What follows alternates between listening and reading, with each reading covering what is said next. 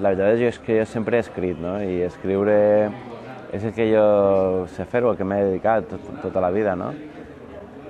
Jo vaig començar a escriure, el primer que vaig fer va ser reescriure en l'àmbit de la creació, diguem, no? Però, bueno, més compulsivament, o més d'autoconsum, més de quan era preadolescent, 12-13 anys, i escrivia moltíssim, no? De fet, jo crec que això va servir-me després per a començar a fer cançons, en 14-15 anys. També perquè el món audiovisual és el que hem crescut nosaltres, la nostra generació, no? I la influència és tan gran dels estímuls audiovisuals, la música, la televisió, el cinema, que fa que et sentis més atret, no? Almenys jo em vaig sentir molt atret per la música, per tot el que comportava un grup de música, i de seguida doncs, vam tindre sort que el grup va començar a funcionar, vam començar a fer concerts, gravacions. Però jo tampoc me considero un músic, perquè tampoc soc un músic de formació, me considero un músic autodidacta, que utilitza la música més que res per a expressar, no? Per fer cançons dintre del món del grup nostre o en aquest context, no? Però és el mateix context en què jo ara he fet el llibre, no? Intentar explicar les coses que a mi m'inquieten o que considero interessants, aprofundint un poc més, amb la possibilitat d'aprofundir un poc més que no amb la música, que les lletres estan supeditades a la música, no? Aleshores, té la seva força, la seva energia, la seva emoció pròpia, no? I la literatura té una altra emoció, una força i un món que estic descobrint i que trobo fascinant, no? El llibre, doncs, clava en la pell dels personatges, et porta directament a l'epicentre de l'acció, des d'un disturbi a la Franja de Gaza fins a un xiquet en un institut on hi ha un altre que està disparant, en una patera, en diferents conflictes, en una valier, que va saltant de personatge en personatge, però d'una manera molt ràpida, perquè jo crec que així doncs, les sensacions doncs, atrapen més, no? És molt directe i bé, s'articula també a través dels sentiments, no? Els contes, els títols són sentiments, perquè és un poc el que ens uneix amb totes aquestes persones, no? Que són persones, els sentiments són universals, tots els sentim, i encara que nosaltres podem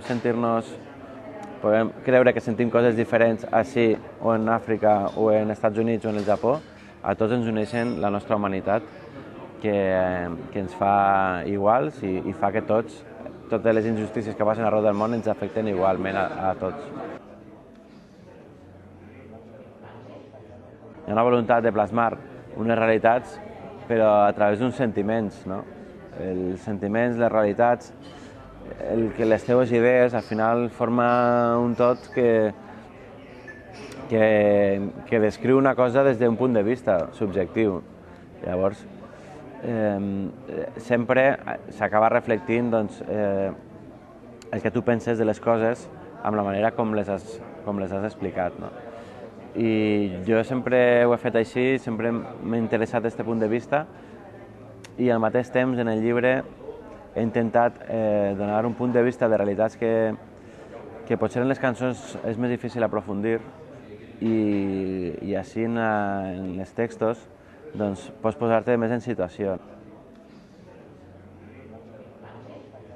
El món d'avui és el que és, no? Jo tampoc he volgut dramatitzar ni mostrar allò que no és. Vivim en un món on tots sabem, o qui no sabem és perquè no volen saber, no? Perquè és evident que el 90% de la població mundial doncs, viu com viu. I jo, de fet, els viatges que hem fet amb el grup també m'han ajudat també a comprendre, no? Les realitats d'altres parts del món. Jo no havia viatjat, per exemple, a Sud-amèrica, i doncs, trobar-te a l'altra banda de l'oceà, en l'hemisferi sud, en una ciutat com Caracas, tan caòtica, tan tan bèstia, no? per als nostres ulls, és molt impactant. No? Al final el que ens uneix són ens uneixen moltes més coses del que pensem, no? I el que pensem que són persones del tot diferents a nosaltres o que al final descobreixes també viatjant que bueno, són com nosaltres. Tots som persones, tots som humans, tots vivim i patim els mateixos sentiments, vivim realitats molt diferents, però estem fets de la mateixa pasta, la mateixa espècie. No? Aleshores, simplement és intentar deixar-te endur en unes realitats, en uns contextos. Hi ha un molt de treball de documentació, està clar, no? I també tota l'experiència i tots els aprenentatges previs i els viatges i ha facilitat conèixer tot això. No? Per exemple, a l'Europa de l'Est hem estat diverses vegades de gira, tocant, i què passa? Que quan vas amb el grup coneixes realitats que potser tu sol de turista no pots descobrir. No? Jo quan he anat jo sol tot és molt més difícil d'accedir, però en canvi en el grup quan vas a tocar, toquem en centres socials, toquem amb la gent d'allí, toquem amb la gent que està compromesa amb el territori i amb la societat, doncs ens expliquen històries, ens poden donar punts de vista molt vius i enriquidors del que passa realment, no? Més enllà de l'aparador o del titular de premsa del que estem acostumats. No? El grup m'aporta a mi, el grup ho ha significat tot per a mi i he vivit molt intensament el grup, la música, i al final també jo crec que s'enriqueix tot molt mútuament. No? També els membres del grup també m'han ajudat molt. Molts contes els he escrit en la furgoneta de viatge perquè gairebé no tenia més remei. No? Però també m'agradava estar allí en aquesta situació, no sé, són coses que marquen les circumstàncies, no? I intentes adaptar-te i treure el millor partit de tot el que t'encercla. No? Doncs a mi m'agradaria combinar totes dues perquè crec que es complementen, una cosa enriqueix l'altra. Són dues facetes, dues cares d'una mateixa arma per a mi, que és l'expressió, que és aquesta necessitat